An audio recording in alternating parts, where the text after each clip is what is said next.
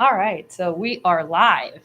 The first thing I want to ask from anyone that's joined us live so far, please let me know if you can hear me clearly and if you can see and read the letters in the PowerPoint, because it took me a while to set up the camera so that it had a good view of the PowerPoint. And are you reading the letters straight, or are they, um, backwards, or just confirm if everything sounds and looks good?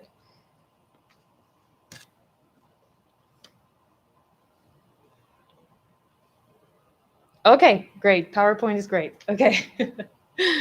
Awesome. Thank you so much.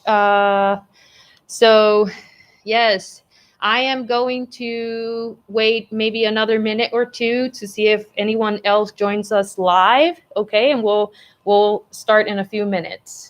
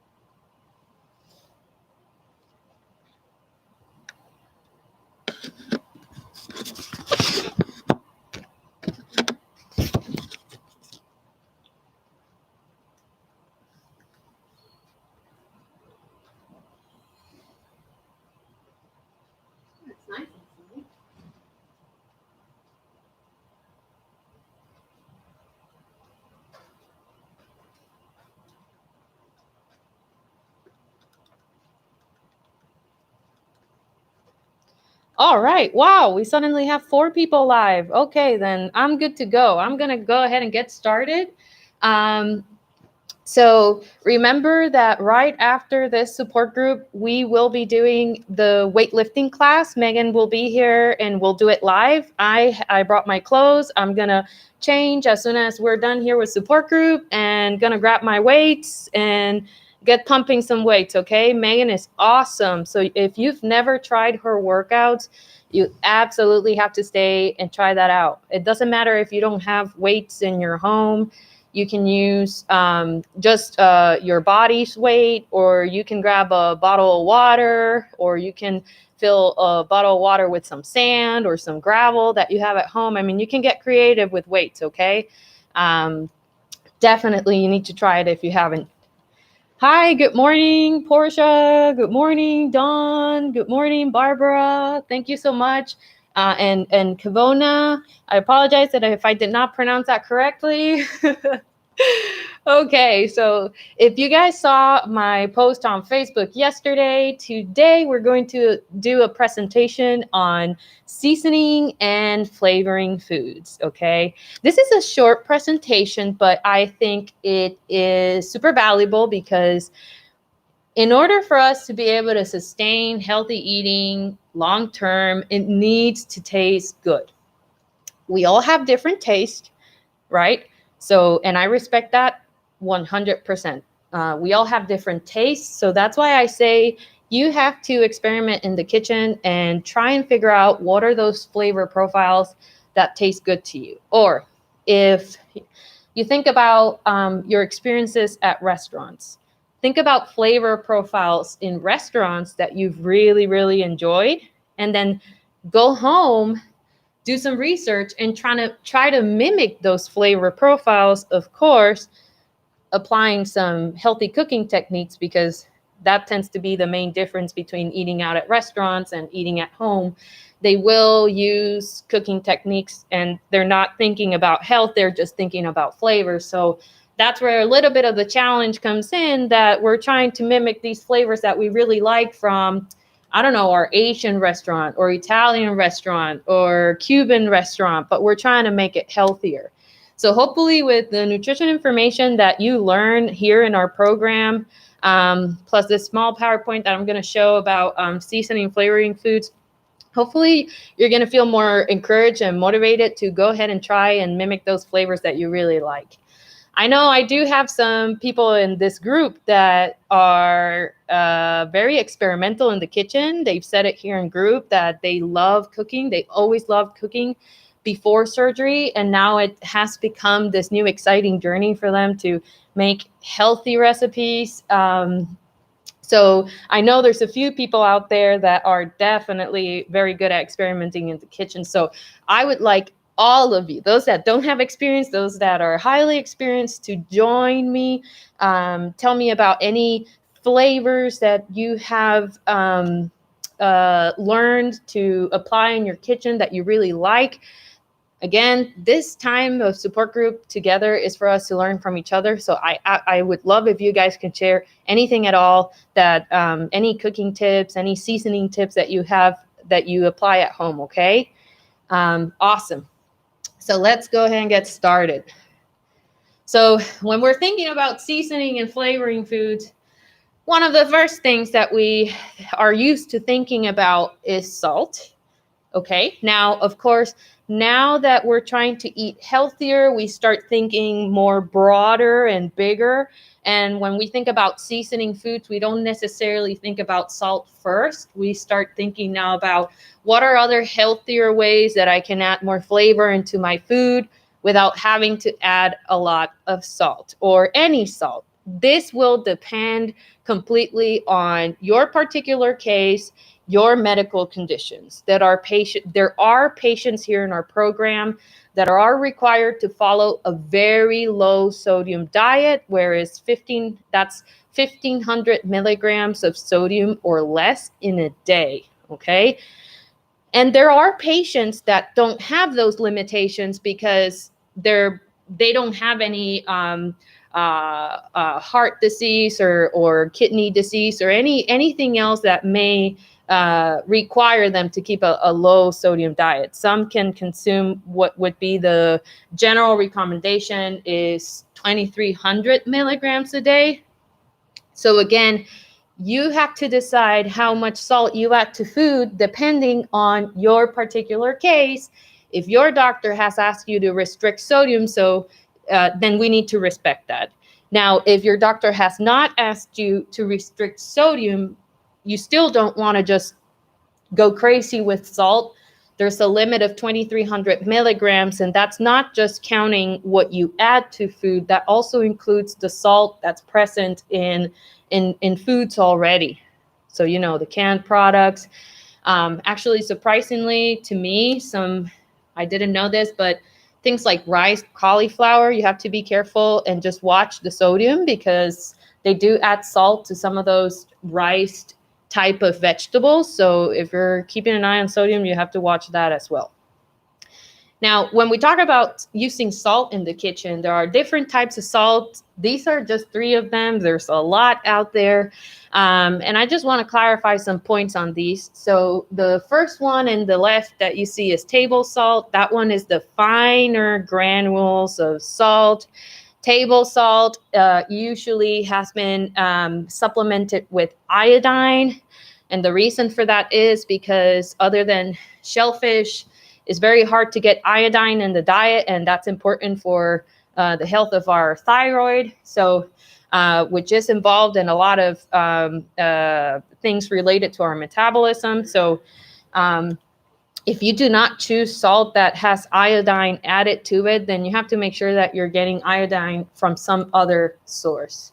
Okay. And if you need additional help with that, you can absolutely reach out to me.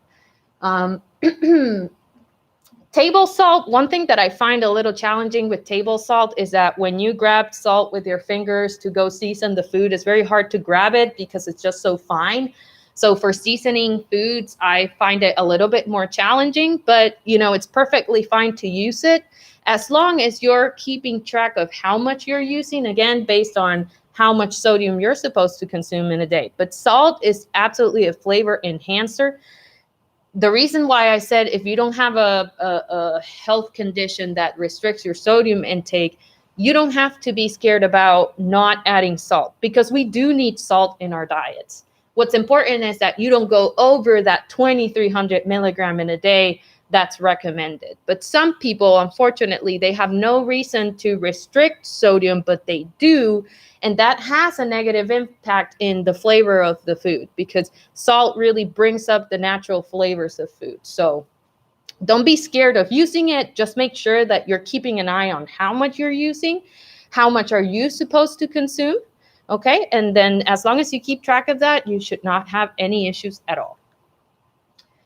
Kosher salt, which is the second one, is a little bit bigger granules. So remember what I said about the table salt being a little bit more challenging to grab with the fingers. I find kosher salt being a lot easier to grab with your fingers to season food, in my opinion, more evenly. Kosher salt, table salt, sea salt, they all have the same amount of sodium. The difference is the volume of the salt kernels. So table salt being very, very fine kernels, very small kernels, you can fit a lot more of them in a teaspoon. That's why 1 teaspoon of table salt may be higher than 1 teaspoon of sea salt, but it's just because you can't fit as much of the kernels of the sea salt in a teaspoon as you can of the table salt. But they all have the same amount of sodium, okay? So if you're trying to watch sodium, picking table salt or kosher salt or sea salt is all the same, okay? One difference with sea salt is that sea salt does oftentimes have other minerals like magnesium, potassium, because sea salt is a product that's taken directly from, evaporation of seawater. And it does come with some of those other minerals, which are beneficial, but we also get those minerals from the foods that we eat. So I don't have anything against any of these. All three can be used in the kitchen. It just depends on texture-wise, which one you prefer, taste-wise, which one you prefer, because sea salt does have a more strong flavor, in my opinion, that you can taste it right away. But you can use any of them, okay? And again, salt does enhance the flavor of foods, so adding a bit of salt will definitely make your foods taste better. And then your spices. I have patients that tell me, but Giselle, I don't know what spice or herb to mix and match, what goes well with chicken, okay. I found a tool, really cool one, which is one that you can put on your fridge with a magnet, and it lists the different spices and herbs, and then it gives a description of what it goes, it pairs well with. So is it good to add to chicken? Is it good to add to sauces? Is it good to add to fish? So it does give you some, it's kind of like a cheat sheet with spices and herbs. Now, this I took from I found it in the website of a registered dietitian. So this is, obviously, I'm not going to use this particular one because I don't want to have issues with copyright. But the reason I'm showing this to you is because I think this is a fabulous idea, and I am going to make one similar to this. And what I'm going to do is I'm going to print this. This is cardstock, so we print them right here. I'm going to chop these up and have them in the table here. So when you come to support group in person, you can just grab one and then put it in your fridge. And it's a nice cheat sheet. So you know what spices and herbs go well together. Okay. So spices, there's so many. If you don't have all of these in your pantry, I would definitely encourage you to buy them, even if you're not sure how to use them yet. But the first step would be to have them. And then you can look up recipes and try to find ways to use them in your kitchen. The more variety of spices that you add to your foods, the more exciting your food is going to be. Again, how did I start this presentation? Saying that who's going to want to eat healthy foods if it's just blah, right? Bland, or the same flavor over and over, the same flavor over and over. No, that gets tiring. We want to make sure that our patients get that encouragement to be more experimental in the kitchen. So any of these spices that you haven't used, I recommend that you just go ahead and buy one of the small ones and try to find a recipe or something where you can give that a try, okay? I personally, with my Latin background, I use a lot of cumin in beans. I use cumin also in meats. When I say meats, I mean animal proteins. So I use it a lot in chicken or in lean cuts of pork. Um, Cinnamon goes really well, I love, with sweet potatoes, which all of you already know. No need to add the marshmallows because the sweet potato in itself is sweet enough. It's delicious. Adding a touch of the cinnamon just enhances the sweetness of the sweet potato. That's what cinnamon does. Cinnamon makes things taste sweeter, even though it's not actually sugar. So that's a great one to use as well. Ginger, whether it's dry ginger or fresh ginger, goes really well with poultry. So chicken goes really well with ginger. That's pretty much the main place that I use it for. Also goes really well with vegetables. So you can do saute or like kind of stir fry style, and you can take ginger. Ginger has a strong flavor, so either you slice it really thinly and you get bigger bites of ginger. If you like that, that's okay. If you want ginger to be a little bit more subtle in your dish, what I would recommend is to take a grinder and just grind it, and then throw that in the dish. That'll cook down more, and you'll still have that ginger flavor, but it's not going to be a bite of ginger in your mouth. So again, it just depends on your taste and your liking.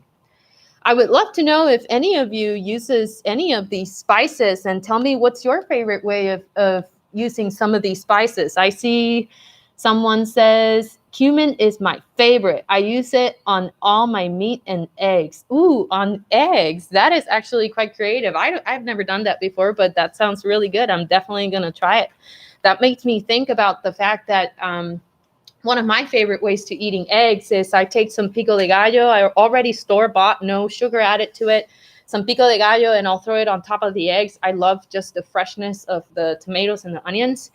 A sprinkle of cumin there would probably be really good. Barbara says, I need a good spice guide. Okay, Barbara, I will make sure to get that for you. Spices and herbs. I'm going to make something similar to this. I may make it back in the back side and the front side, so I'm able to fit as many of the herbs and spices as possible.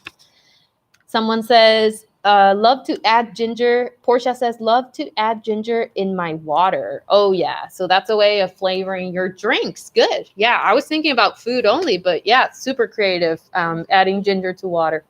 Ginger tea. Yeah. Really good. I have someone here live that says they loves ginger in the tea. So that's a very creative way of flavoring foods. I use cinnamon.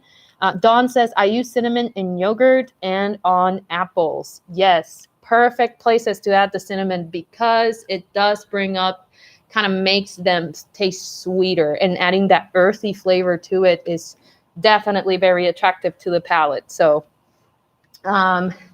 basil, there's again dry basil, there's fresh basil. Dry basil, I love adding it to poultry or lean pork.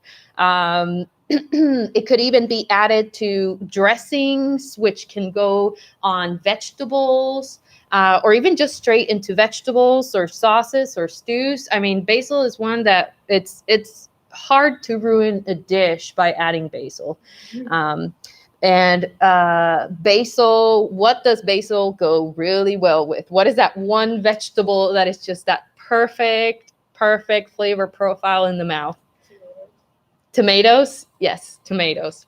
We all knew that. I know you knew that, but it's those are flavor profiles that have been discovered for centuries. They just work so well together. So whenever you have tomatoes in your dish, or you have tomatoes available, think about maybe using basil to enhance the flavor of that dish. Kavona says, I grow my own basil, oregano, rosemary, sage, dill, and parsley, and then dry them for use in my cooking. Wow, that's amazing. Kavona, you are my hero. I started doing my first garden this summer, and I only did cilantro and some rosemary. Have I do have some oregano, but you have tons of herbs. That's so awesome. Um, that is such a more inexpensive way of being able to consume those herbs and super fresh. I mean, if you learn that skill of growing the fresh herb and then drying them and then grinding them or flaking them and storing them yourself, I mean, that's just going to have such a bolder flavor. So definitely a great idea to do. And Portia says, I also mix chili powder and cumin and coriander to my veggies. Yeah, yeah. Coriander, cumin, chili powder. Yeah, they all go well. Rosemary, by far for me, I love rosemary and chicken. Rosemary and chicken to me are just a perfect combination. So, also super easy to grow in the garden. If you've never grown rosemary, I would highly encourage you to just go get a transplant from your local store and just grow it at home. It grows really easy as long as it gets enough sunlight. That thing, I mean, it's hard to ruin it. It is so easy. Sage is one that's a lot less popular, common, I would say, used. It does have a really, really strong flavor. So that's one of those things that you can't add a lot of it. One little piece of sage can go a long way. So I was talking with Aaron earlier about sage because he has made some Italian dishes. He was talking about where he uses the sage, and you definitely have to use a small amount when you're using it because it does go a long way. And I was thinking maybe that would be a good one too to add in a marinade so that the marinade kind of gets that aroma and flavor of the sage, but then you remove the sage and don't necessarily bite on it. We did do a cooking class one time where we did sweet potatoes with Parmesan cheese and some sage we pretty much infused the oil with the sage. And I thought that was super awesome. It mainly smelled like sage. It didn't taste that much like sage, but I liked that because sage is just so strong that it was just a subtle aroma that the food got with that. Oh, Kavona said dill is wonderful on fish. That is so right. So I love it in salmon for some reason. I think salmon goes so well with dill, but really any fish will taste good with dill. So if you have dill and you have fish, you want something easy that you know it's gonna taste good, just put some dill on top, whether it's dry or fresh dill you can add towards the end. The dry dill you can just sprinkle on top of the fish, and that's going to be a great flavor combination there. Barbara says, I experiment with all the seasonings for grilled protein. Oh, yeah. And now it's the time to grill outside for sure. Allspice, actually, I am not 100% sure yet. I'm sorry? Really good on shrimp. On shrimp? Okay. So we have someone here live that said that allspice is really good on shrimp. I've never had allspice on shrimp. A little bit goes a long way. Yeah. Okay. I'm gonna have to try that one sometime. Okay, got it. So my experience with allspice is in a marinade for chicken. And I am considering probably doing that recipe for our next cooking class because it's cooked on the grill. And I know right now it is the grilling season. So it does have allspice. It's not the main flavor in the chicken, but it's kind of that background flavor. And it is so good. So stay tuned for that next cooking class. We're in July. It's going to be the first Wednesday of August. I'm going to post that new cooking video on the Facebook group, and it's going to have some allspice in there. So I guess I just said I'm going to do it, so I'm going to have to do it. You can use individual spices to season your food, or if you're a little bit unsure about your ability to combine different flavors to make a good product, then you can just buy seasoning blends. And there's a lot of seasoning blends out there that don't contain salt. It's just your dry herbs and spices. These are some of the common ones that are used, like curry powder that has a combination usually of red chilies, coriander seeds, cumin seeds, curry leaves, mustard seeds, fenugreek seeds, turmeric, ginger, black peppercorns. Now, the proportions of these ingredients can vary pretty dramatically from one brand to another. So that's why you may get one curry powder that's extra spicy and then the other one is a little bit more milder taste. So you also have to experiment with brands and see which is the one that it goes better with your taste and your palate. Kavona says allspice on cooked apples is good. Ooh, that sounds really good as well. Well, you guys have experimented a lot. So proud of you. That's exactly what I wanted to hear. Barbecue spice usually has some paprika. That one does have some salt added. Celery seeds, chili pepper, cumin, coriander, garlic, cloves, black pepper, and red pepper. So again, the proportions can vary from brand to brand, but that's mainly what they have. Cajun seasoning, you guys are familiar with that for sure. Kind of that Creole cuisine. It's got some cumin, paprika, garlic, onion, black pepper, mustard powder, salt, oregano, cayenne, and thyme. Okay, so again, these are just super handy if you're not sure which spices to combine. Cajun seasoning goes well on really on shellfish mainly. So like the shrimp, for example, could be a good one to add that to. And then the crab boil and shrimp boil as well, good for shellfish, peppercorn, mustard seeds, bay leaves, chili, and allspice. So, and these are just 4 of them. There's so many. You know the brand Mrs. Dash.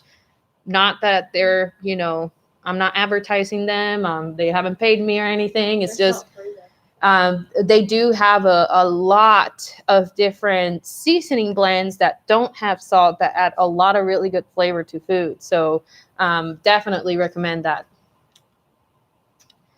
And then there's the condiments, okay? The condiments can be a tricky one.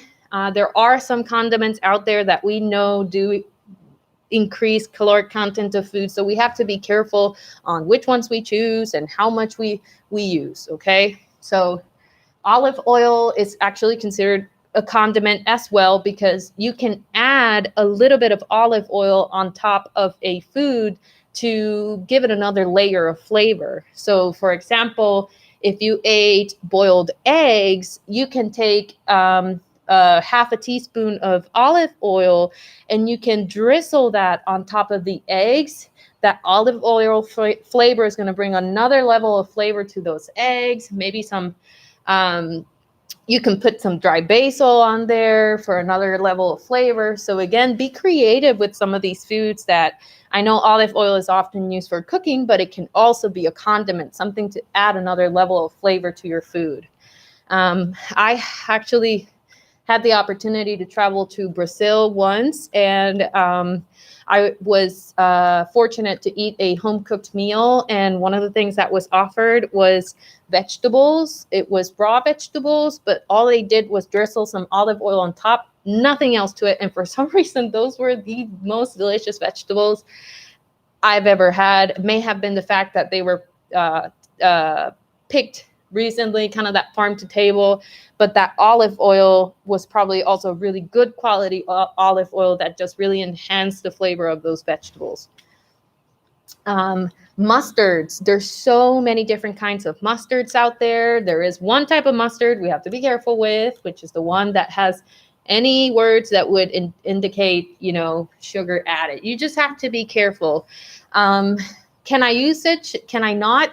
Well, it depends on the product. You have to see, and the dietitians, we can help you making those decisions. But you just have to see per serving how many grams of sugar are there, so that you can decide whether or not it's smart to use it. If you feel safer or you feel like less anxiety around making these choices. If it's completely sugar-free, then I would just completely avoid something like honey mustard. And then maybe go for some Dijon mustard, which may have some white wine in there. Give it another type of flavor. The regular American mustard. You can make your own brown mustard as well, and the ground mustard to give texture. So think about those things as well. Don't just have one type of mustard in your pantry and call it a day. Experiment with different types of mustards, with the texture, with the flavors, and use it in different recipes to make things more exciting. Barbara says condiments are key in changing up the bariatric diet. Yeah, I agree. It's important to definitely take advantage of these, use them to flavor those foods very nicely. Salsas, that is one of my favorite condiments. So you can either do salsas, which are pureed, and I encourage you either make some yourself, make it at home, or if you buy store-bought, you already know what to do. Just make sure that they haven't added any sugar to it, because here in America they add sugar to everything. I don't understand why, because salsas do not need sugar. They taste perfectly fine with their natural acidity. I don't think that sugar is needed. So salsas are a great condiment, low calorie. Those are considered the ingredients in salsas, as long as they don't have things like mangoes and stuff, they are considered non-starchy vegetables. Choosing a salsa that has mangoes, there's nothing wrong with that, as long as you are being careful with the portion size, because you don't want to overdo on the mango necessarily, because that just would be a lot of natural sugars coming from the mango. I recently did a cooking video on a tilapia with a mango salsa, which would be a great condiment to add to your foods. But again, you just have to control the portion so you don't overdo on the mango. But it's perfectly fine to eat. I don't like it when patients feel restricted and deprived and they say, oh no, I can't eat mangoes because it's got a lot of sugars. Yes, it's got a lot of natural sugars, but it also has tons of fiber, which is super needed in the bariatric diet. When you're consuming a high protein diet, it's important to try and get as much fiber as possible to make it easier to go to the restroom. So as long as you use a small amount of it, is absolutely perfect to use. And like I mentioned earlier, pico de gallo, which is like a salsa but not pureed, is also something that you can add as a topping to a lot of things. Eggs, chicken, even vegetables or beans. Like if you have a small portion of cooked black beans, so you can add some pico de gallo on top to enhance the flavor of that. Okay, so think about those things as well. Vinegars. I personally love vinegars. I love acidity. Okay, so I see someone here shaking their head. They don't like vinegars. Okay, and that's perfectly fine. You don't have to use vinegars, but I think vinegars can add a lot of flavor. For some reason, some patients think that vinegars are high salt, but they're not. They don't have sodium. And they are a very healthy option to use for flavoring foods. What I would be careful with is the vinaigrettes that I know they do have vinegar, but vinaigrettes, sometimes they can have a lot of added sugars or like fruit concentrate. So just watch for the name. If it's like pear vinaigrette or raspberry vinaigrette, you just have to be careful and look at the label and make sure that it's not way high on the sugar level. Herb-infused vinegars. That actually got very popular a while back. There's a lot of stores out there where they sell infused olive oils and infused vinegars to add another level of flavor to food. And then you guys may be wondering, why does she have a picture of the Worcestershire sauce up there? The reason is because something like this, even though in the ingredients list you do see molasses and sugar, Worcestershire sauce is a condiment that has such a strong flavor that you only need a couple drops of that to enhance the flavor of your food. So when you're using a couple of drops of that, you're not really getting a lot of the molasses or the sugar. Look, 1 teaspoon of of Worcestershire sauce will give you 1 gram of added sugar. So maybe use half a teaspoon. You don't even have a whole gram in there. And if you spread that well on the food, that can enhance the flavor. A couple of drops of that can be used to add another level of flavor to dressings or sauces. So definitely don't forget about these. You just have to be careful with some of them, like the Worcestershire sauce or like the Worcestershire sauce, and not use too much. Okay, it's all about balance. There are some Asian condiments, and here we have a lot of Asian restaurants. I think the American culture has very well welcomed the Asian cuisine, and I know Asian cuisine is famous for being very large portions, unhealthy foods, right? That does not need to happen when you're doing a home-cooked Asian meal. So a very popular ingredient that they use is dried mushrooms, like shiitake mushrooms. They are so flavorful. If you like mushrooms and you haven't tried using this in your kitchen, next time that you're considering making a stir-fry type of meal, definitely go grab some of these in the grocery store. All you have to do is soak them in water to get them to plump up like a normal mushroom, and then you can slice them and cook them in the stir fry. And what the shiitake mushrooms add is another level of flavor called the umami taste, which is umami is just a type of taste that just takes over your whole palate. Super bold flavor, super yummy, that can be added to foods. Okay. And then the soy sauce is definitely a higher sodium ingredient that those that are very carefully watching their sodium intake have to be really careful on how much to use. Some patients may be better off avoiding that completely. Again, it just depends on your particular case and your medical conditions, but it can be used as a condiment for food. Thank goodness for the fact that they've come out with one that's lower sodium. Lower sodium doesn't mean that it's low sodium. It's just lower sodium than the original product. So you still have to look at the label and make sure that you're not adding too big of a portion to your food. But it is so full of flavor. A couple of drops of that as well can go a long way. So definitely should be used or can be used in the kitchen to flavor food.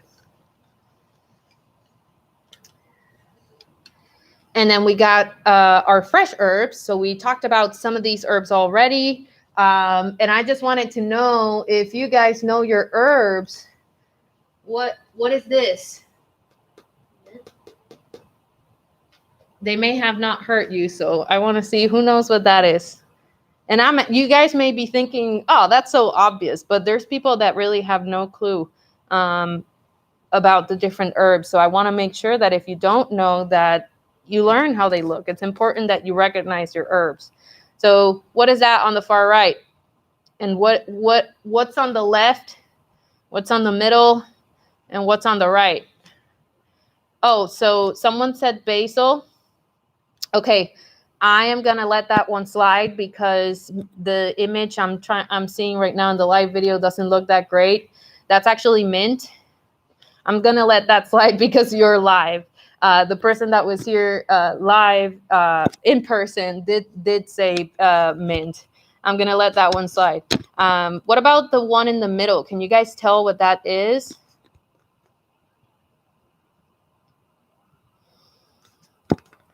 That is sage.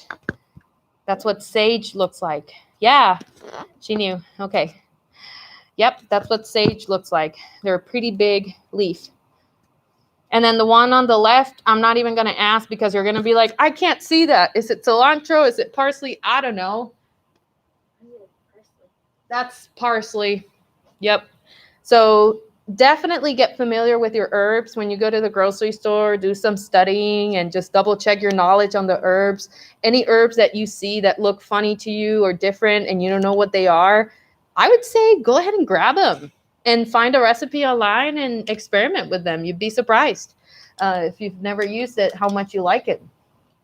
Now, I just wanted to share with you guys a really good tip on how to keep herbs stored fresh longer. Do you guys have any specific techniques that you use at home? Definitely share that in the comments. But one of the best ways, in my opinion, is you take a damp towel, so you moisten it lightly. You take the herb and you place it on top of the damp towel, and then you roll everything up, and you can put it on a plate or on a Tupperware container without the lid, and you just leave it there. So the moisture of the paper towel will keep those leaves nice and plump, because remember, plants, the reason they look lively is because they've got water inside. But if you're not providing any kind of water, they're going to dry out and they're going to look ugly. So a damp towel is really one of the best ways. And let's say you didn't do that. You forgot to do that, and you pick up your cilantro and it's like falling over. It's like this. Then what you have to do is you take a bowl of ice water, so you can put some ice, some really cold water, and throw the herb in there, and that will come back to life. So that's a way to bring your herbs back to life. So that way you can actually use them in their full splendor. How long are fresh herbs good for? How long are they good for? Good question. So she's asking how long the fresh herbs are good for. Again, it depends on how you store them. If you don't store them properly, by day 5, they may be starting looking pretty bad. But if you store them with that damp towel, they can last a week or more. So again, it just is the most important thing is putting it in a damp towel and making sure that your fridge is cold enough.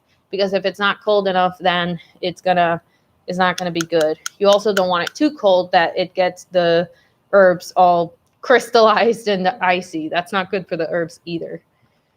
Kavona said, another herb that you haven't shown is lemongrass. It's great on chicken and makes a great tea. Yeah. It is so good. Thank you for sharing. And I'll definitely include that one in the cheat sheet that I'm going to make for spices and herbs. So remember, guys, I'm going to have these printed, and I'm going to put them here so that when you come in person, you can grab one. I may be able to upload it. I definitely can upload it on our Facebook group as a file, but then you won't have it in cardstock unless you have cardstock at home. So, I'm still going to upload it so you have access to that in case you're not going to come here in person. I'll definitely have that up for you guys. And then, of course, your marinades. Love marinades. Now, marinades is not something that you can necessarily whip up just not thinking about the ingredients or what you're doing and just marinating something for 2 hours and it's going to be good. No, you have to put a little bit of thought into it at least. Marinades are best for very lean cuts of meat, because the lean cuts of meat, if they tend to be a little bit more drier and they can be a little bit more tough. So using a marinade will help tenderize that piece of meat and will provide what feels, when you eat it, what feels as moisture. So the way that happens is by making sure to have the right ingredients in your marinade. So you have to have some kind of oil base. The oil base should be something that is not very overpowering in flavor. You could use something like sesame oil, let's say, if you really wanted it to taste like sesame. But usually for marinades, you can use something like vegetable oil or canola oil or even olive oil to marinate. Something with a little bit milder flavor. And then you always have an acid component. The acid component is going to help with tenderizing that piece of protein. Now, if you have to be careful with acid, because if you put too much acid, that can actually kind of cook the meat, especially if it's tender meats. So if you marinate fish and you've got lime or lemon in there, you're going to have some cooked fish in about an hour. So you don't want to do that. If you are going to have an acid in there, just make sure that it's not too much. just the right amount. Aromatics, I mean, that's going to be your dry herbs or fresh herbs. That's going to be things like garlic or ground ginger, anything else to give it flavor and aroma to the food. That's not going to contribute to tenderizing or anything. That's going to contribute to flavor, of course. And then salt. Salt is an important part of the tenderizing piece of it. So what salt will do, and it doesn't have to be a lot of salt. A little salt can go a long way. So you put the salt in, and the salt, what it's going to do is it's going to pull out some of the moisture of the meat, but then it's going to allow the moisture that's in the marinade to get into the meat, okay? And when that moisture gets into the meat, it creates these like bigger spaces between the muscle fibers, and that's what helps with making the meat tender. So that's how salt contributes to tenderness. These marinades, again, they're great on lean sources of protein. That's why I have two pictures here, one of chicken breast and one of pork tenderloin. They're great to marinate. All right. So I bet you guys have a bunch of marinades that you've already used or have been using for a while, or at least have one marinade that you really love that you use often. If you have it and you want to share it, I encourage you to maybe scribble down the ingredients here in the comment list, or maybe send it to me to my email. I can make it look nice, kind of like a recipe card, and upload it to our Facebook group. I did want to show you guys. Oh, one more thing is that this is not spices or seasonings, but at the end, when it's time to cook, the cooking method that you utilize is going to definitely impact the flavor of the food, because there's a different flavor when you steam a product than when you boil it, than when you roast it in the oven, than when you saute it or grill it. The grill marks and the wood or the charcoal, the grill marks are going to enhance the flavor in the food, and also that smoke from the wood and the charcoal is going to give another level of flavor to the food that you're not going to get from cooking it in a pan. The sauteing, if you are able to achieve some browning to me always means more flavor. So if you can get some browning in the food, that's going to enhance the flavor of the food. Same with the roasting method. You can achieve some browning, as you can see in that picture. But sometimes steaming vegetables is the way to go, especially if you have a garden or you just went to a farmer's market and you got this beautiful vegetable that you know is so packed with flavor. Maybe you don't want to overpower it with other seasonings. Maybe what you want to do is just steam it and eat it that way, so you can really enjoy the natural flavor of the food. Maybe throw a little bit of olive oil on top for a condiment, but just leave it at that, because you just want to enjoy the flavor, the natural flavor of the ingredients. So again, putting thought into the cooking technique is going to definitely have a big impact on your end product. Here I included some links for recipes for seasonings and marinades. You're going to see that it's the same website over and over. It's called skinnytaste.com. This website, I think, is amazing for finding healthy recipes. Skinny Taste is not specifically for bariatric patients. So definitely I throw that disclaimer out so that you know. But those recipes, whenever they're not bariatric friendly, hopefully with the nutrition information that you've learned with us, you feel comfortable making the changes to make it appropriate for your particular diet stage. And if you have questions about that, you can always reach out to me or the other dietitians with questions. Let me show you some of those links so you can see examples of those recipes.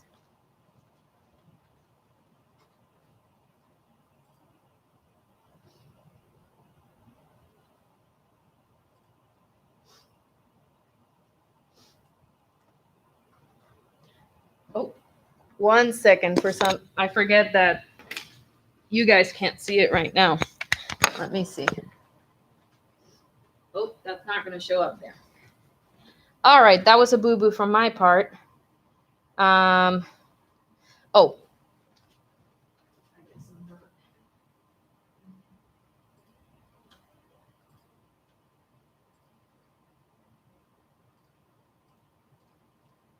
Okay. Oh, why doesn't it show up?